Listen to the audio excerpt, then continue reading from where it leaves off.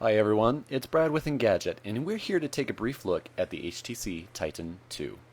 The latest Windows phone from HTC comes out on AT&T just 5 months after the original Titan did, and it adds an LTE, a bigger battery to support that next generation compatibility, and a massive 16 megapixel camera.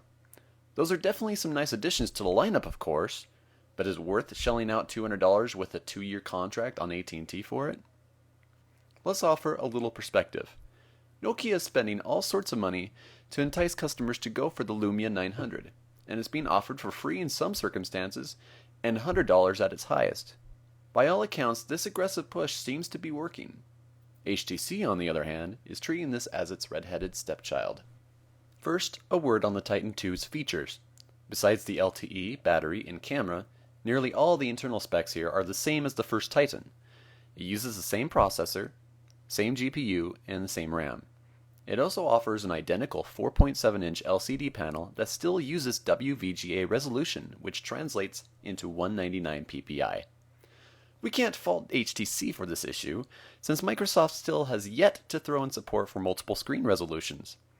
But it's a serious concern when we consider the fact that the One X offers a 720p HD display with 316 ppi in the same exact size.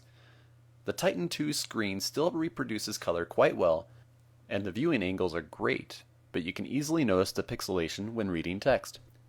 It also brings the same 16 gigs of internal storage and no microSD expansion.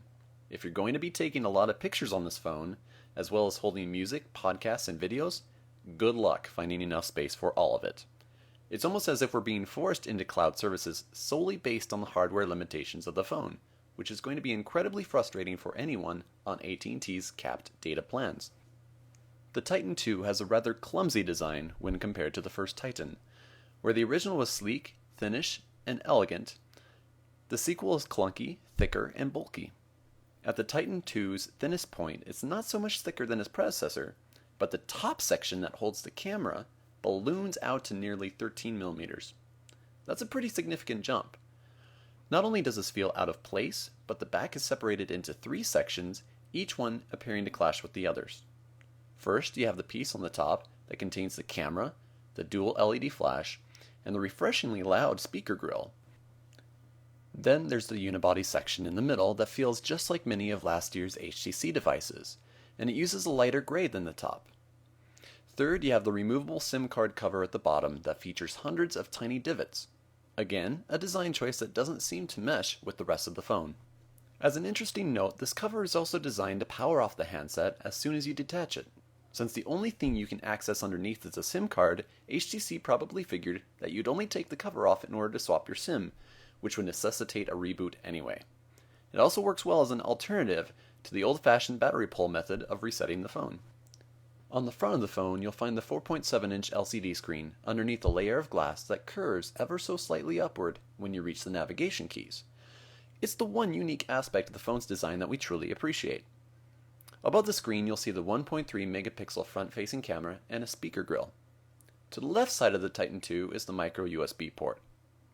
Up top is the power lock button and a 3.5mm headphone jack, which, by the way, has been enshrined in one of HTC's signature bumps, which we feel is a poor design choice that interrupts the smooth curves on the edges of the phone. On the right is the volume rocker and the double detent shutter button. This hardware button is a staple of Windows Phone and something we absolutely love seeing, especially since it seems that fewer Android devices feature one. The camera itself is mostly good, but it didn't match our expectations. It uses a 16 megapixel sensor, but it's important to keep in mind that megapixel count doesn't always matter.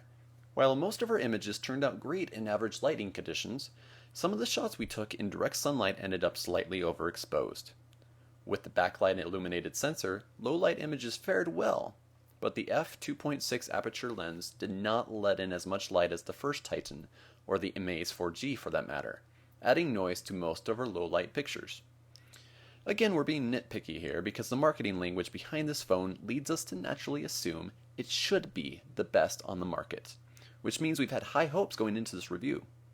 It's still good, but it's more on par with the Amaze 4G's 8 megapixel camera, and it's not any better than the Nokia N8, which is our personal favorite even now. Frankly, we're having a hard time buying what HTC is selling here. Aside from the clunky design, there's nothing inherently wrong about the Titan II's features or performance, but it's not worth lightening your wallet by $200, especially when the Lumia 900 is much less expensive. Heck, if you don't care so much about LTE and the extra megapixels, the original Titan is still a great choice for anyone looking to grab a Windows phone. To get more details on the Titan II, check out our in-depth review on Engadget.com. Once again, this is Brad with Engadget.